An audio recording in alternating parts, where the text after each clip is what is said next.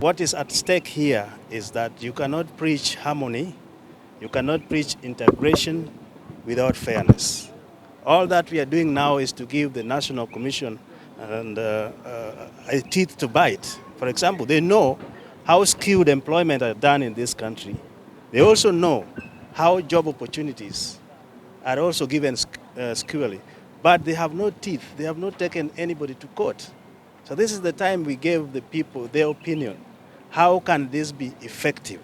For example, something came from the church. Why do you need us during crisis? And during prevention, we are not in those committees. So those we are going to put into consideration. Mambo ya kuoana katika jamii mbalimbali ni mojawapo ya yale masuala ambayo yanaweza kutusaidia kuhakikisha ya kwamba Wakenya wote wanapendana bila kuangaliana kwa misingi ya kikabila.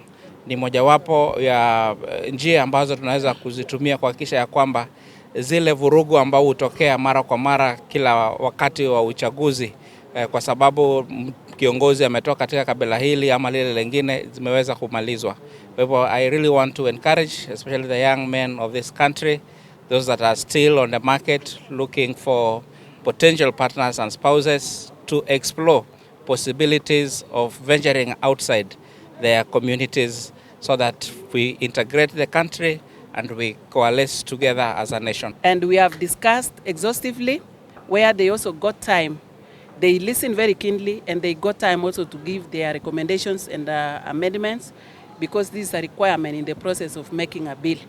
So I really want to thank the people of Kisumu for availing themselves for this particular important bill that concerns them, especially when it comes to issues of cohesion or harmony in our country. And I really want to thank them, the women and people living with disabilities who are here, the women, the youths, and everybody, and the church. So we are really very grateful, and we feel like, everything has arrived home, and we are going back with their recommendations as from Friday.